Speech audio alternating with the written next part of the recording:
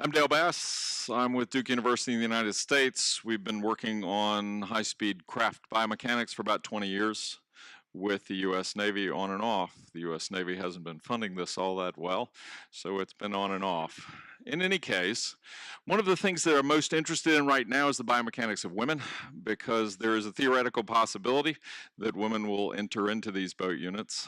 There's no women in the feeder populations right now, so it's going to take at least a little while for this to happen, especially the very elite population. So they're actually trying to get ready to do this. I've lost the, oh, here we go. They're actually trying proactively to get ready to do this. And so it's hard to discuss the biomechanics of women without discussing the biomechanics of men first or alongside. So we'll be doing that. So are men and women different? Well, my wife has an answer to this. Her answer is yes. My daughter has an answer to this. Her answer is no. So I have no official answer to this question. On the other hand, I'm a biomechanist and they don't have any opinion on this, so I can talk about it here. This is the Pioneer plaque showing men and women are sexually dimorphic. On the other hand, this is just the average, so we'll talk about this a lot. Right now, the United States, as most of you probably know, are going through a process by which we are allowing women into every combat role. This includes the combat roles they've previously been excluded from. There's been some difficulty with this, and I won't comment on why we're having difficulties, but all roles are open to women, so women will now be in every combat role.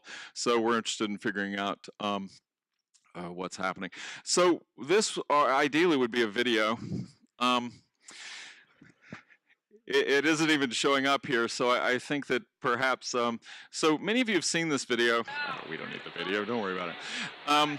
Many of you have seen this video. We took this a long time ago off of San Diego's Sea State 1-2. There's a guy at night driving the craft. He is in a fixed seat. It's actually a shock isolated seat because it bends under loads.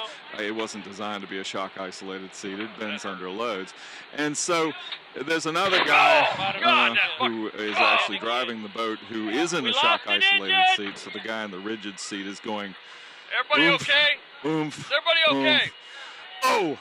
Oh, something like that fucking hurt. Oh my goddamn back. And so this is the motion environment that we're all familiar with, and the question is whether women are going to be less vulnerable or more vulnerable, and we've done some work on this over the years. So that was a better version of the video anyway. All right. Fantastic. Yeah, unfortunately, we're not moving forward here.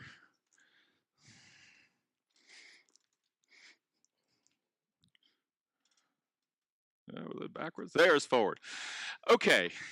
So are there fundamental differences? There are two types of differences. One type is the difference in size and mass distribution. You can see here this man is quite a bit smaller than this woman. And then there are intrinsic differences on a stress basis. So these are fundamental differences, not the fact that one of them is 5'2" like the man and one of them is 6'5" like the woman. So these differences matter, and both of them are important to understand, and important to understand in the context of designing things. So any difference is important in operations. Well, we don't really want to change the fitness of personnel standards in military units. I know there's been a lot of discussion of this, and there's been discussion about whether we've actually done this or not, but since this is highly undesirable, unless we've changed some part of the operation that we need to change the standards, we don't want to do this. Changing equipment, yeah, we probably do need to do this, and we probably do need to do this if we're changing the sizes of people, and maybe if we're changing intrinsic properties, and helpful modifications of training. Well, hell, helpful modifications of training are always good. Even going to the gym probably is a helpful modification of training, much like our friends just showed us. Okay, so intrinsic size differences, average and distribution, people go, men are larger than women. I just showed you that at least one woman is larger than one man. So this is important when we're considering the distribution of people. So this is the this is data from our answer study, which is the survey of young military populations. So this is thousands of people, and you can see that the average man is quite a bit taller than the average woman, and the overlap is actually not that large. So there are, on the other hand, women out here, and there are, on the other hand, men down here, and these are all military people already. Mass, same thing. Overlap, women round about 59, 60 kilos, and men around 80, 82, 84 kilos. So important if we're considering these two separate populations without any kind of weeding process at all. So mass distribution as well, there are differences in lean mass between the bottom and the top, but these are averages. And we know, for instance, that male and female muscles aren't fundamentally different. There are differences in response to training. There are differences in lean muscle mass in men and women, but fundamentally, when you get down to the lowest levels, we don't think that the muscles themselves are that different. And also, for young people, the bone tolerances aren't that different. In 60-year-old men and 60-year-old women, the bone tolerances are quite a bit different, but in 25-year-old men and women, maybe not so much. So, and I also want to show how much variability there is in this. So this is just muscle mass versus age, and if you go below 45 as a military population, you look, there are actually women up here, and there are men down here, and if you account for the fact that the women are smaller than the men in any case, these muscle mass distributions overlap quite a bit, and they overlap quite a bit in a way that might be useful for some of these women to actually be sort of normal men or have the same characteristics of normal men.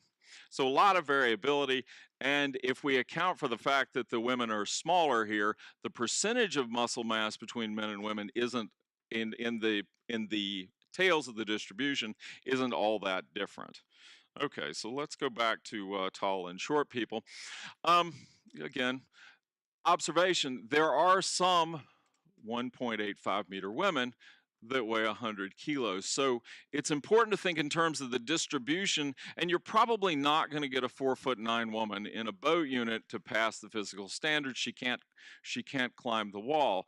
On the other hand, a 5'9" woman, there are a fair number of them, can probably climb the wall, and in terms of distributions, there will be a small number that will be able to meet the current standards in any case.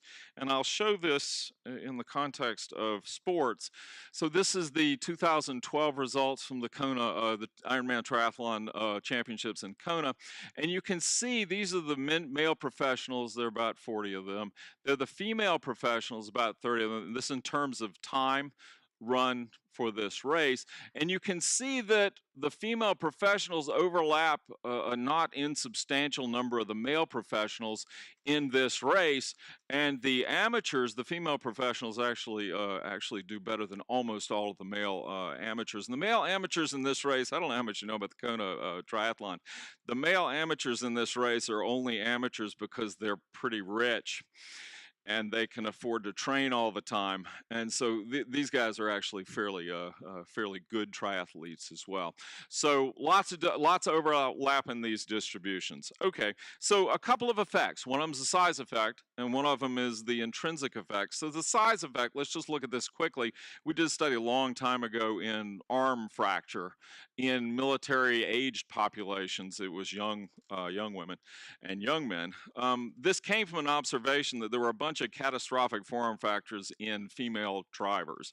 And these forearm fractures predominantly came in large cars where the females were crossing over, the women were crossing over to the left, and their arm was in front of the airbag when it went off. So airbags have changed in the United States after this. But so we did a study of airbag fractures on men and women, and it turns out the only difference between men and women that we could find was that men have slightly larger bones, and these slightly larger bones actually are quite a bit stronger because of the polar moment of inertia. That doesn't mean anything, but don't worry about it. Slightly larger is a lot better. So slightly larger is quite a bit better. But outside of size, there were no gender differences, no sex differences between these smaller women and these large men. The only difference was the force on the airbag was quite a bit larger. It was basically about the same for both people, and the women's bones, because of size, were smaller. smaller. But if you had a large woman, which we didn't in the study, it's quite likely that she would have survived the airbag quite as well as men. Okay, so intrinsic differences, on the other hand, there are intrinsic differences, and most of them have to do with soft tissue in young people and hard tissue in old people. Soft tissue include the vertebral end plates in the lumbar spine, very important for high-speed craft. And so I'll show you some work that we did that's actually leading to something that may be helpful. We studied the impact exposure in cadavers, so things we could break, and we crushed them. Basically, we did repeated crushing tests and did the analysis of more than 100 and it was more than 120 or 130 cadavers. And so what we were trying to do was determine injury criteria for males versus females, risk for males versus females, and on the slide you can't see, that's what we showed. And so in terms of repeated cycles or impacts and stress, so this is normalized for size. We take size away. Men and women are now normalized for the size of their vertebral bodies.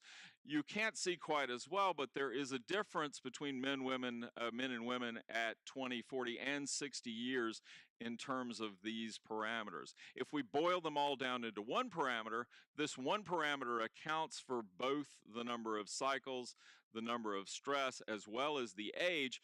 The difference is actually fairly stark between females and males. The females have about 80% of the strength of males, 75, 80% of the strength of males in the military age range. So what does this mean? This means the spinal stress, if you put the same spinal stress on it, women will break at about 80% of the repeated load over a long time. So is this important? Well, this right now is the basis for an ISO standard on repeated impact that will probably be out, finally out this year. But um, oh, by the way, I want to say this before we get too far along. So the EU directive on vibration applied to high-speed craft, because I'm going to apply it in the next couple of slides, and I don't want anybody to get the idea. I think this is a good idea. It's biomechanically absurd. Did I say that loud enough? It's biomechanically absurd. It's a vibration thing. It's RMS. It doesn't have anything to do with spinal fracture. I knew Johan would clap. Um, this needs to be rectified, as we all know. You can't get out of the harbor without abrogating this standard, so probably something else makes sense. So in any case, ISO standard 2631 part 5 is our notion that might actually have something to do with it. This standard actually came from this standard part 1, and it's not appropriate. In any case, all right, fantastic.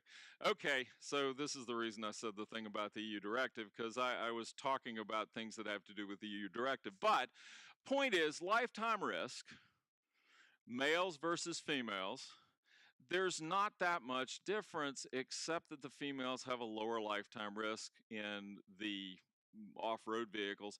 And in the US Navy Mark V's, old craft, not shock isolated seats except inadvertently through bending, using career assumptions that are pretty conservative. I mean, these are not overwhelming operations. These are reflective of the Navy use at the time. They're not that much different. Why? Why are they not that much different, even though women's spines are less strong? Well, because women have less upper body mass. So it's compensating, and in the Mark V case, it's almost exactly compensating. Okay, so there's no problem, right? Well, there is.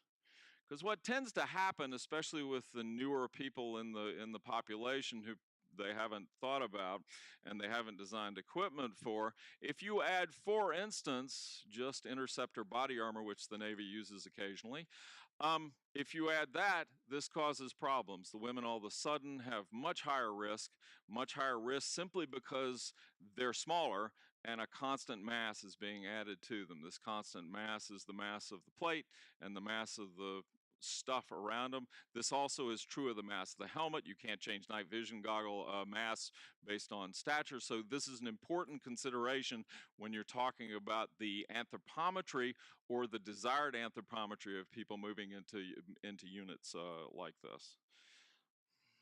I will have a plug. We have a calculator for the ISO thing that you can mail Eric Pierce to get, and it's free.